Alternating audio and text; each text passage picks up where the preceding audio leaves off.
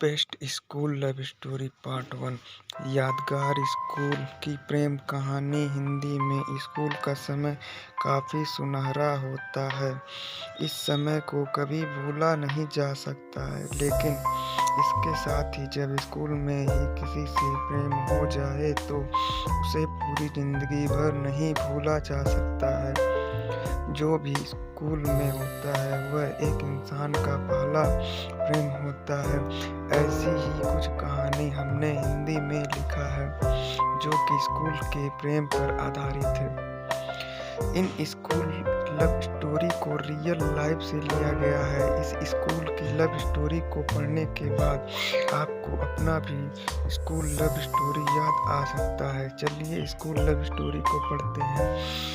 इस स्कूल की प्रेम कहानी को याद करने के बाद मेरे दिल हलचल होने लगता है।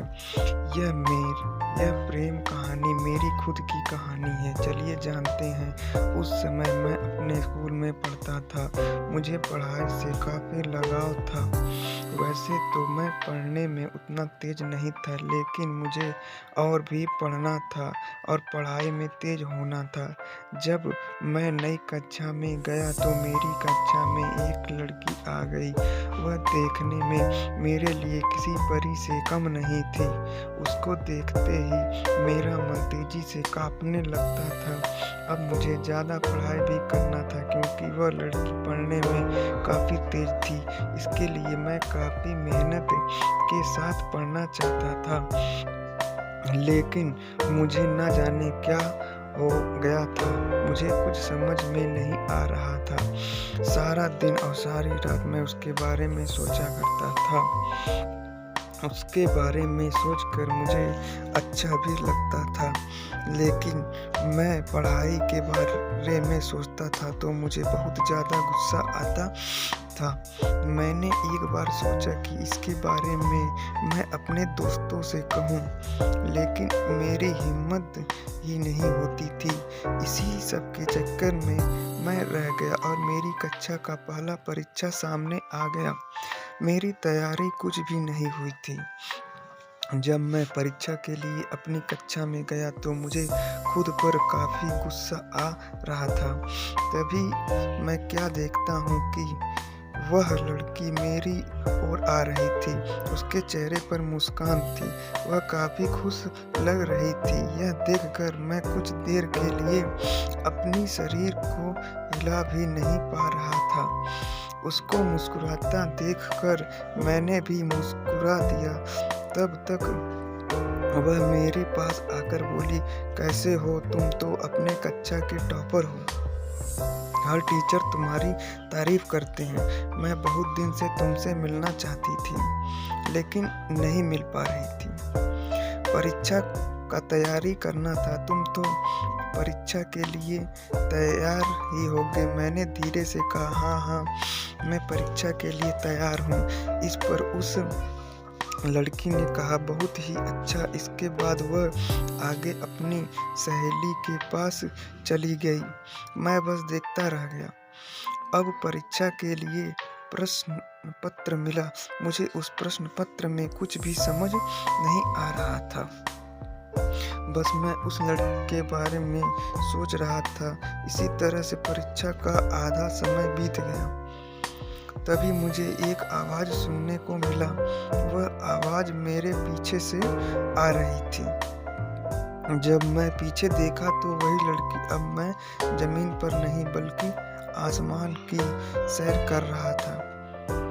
उसने बड़ी ही धीरे से मेरा नाम लेकर कहा, पेपर नहीं देना है क्या? अभी तक तुमने कुछ भी नहीं लिखा है।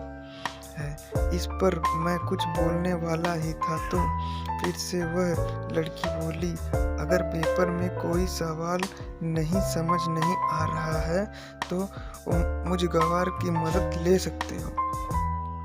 इसके बाद मैंने अपने प्रश्न पत्र को हल करना शुरू कर दिया। मुझे कुछ सवाल समझ नहीं आ रहे थे तो मैंने उस लड़की से पूछा ही दिया। उसने बड़ी ही समझदारी के साथ उस सवालों का हल बताया, जिससे किसी दूसरे को शक भी न हो।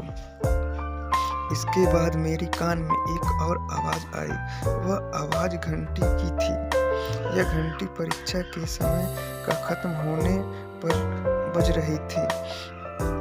हम दोनों ने अपने हल किए हुए पेपर को जमा किया और कक्षा से बाहर आ गए। हम दोनों काफ़ी बात करने लगे। इसके साथ ही इस समय में हम लंच भी करना था। हम दोनों ने पहली बार अपनी लंच को बांटकर खाया।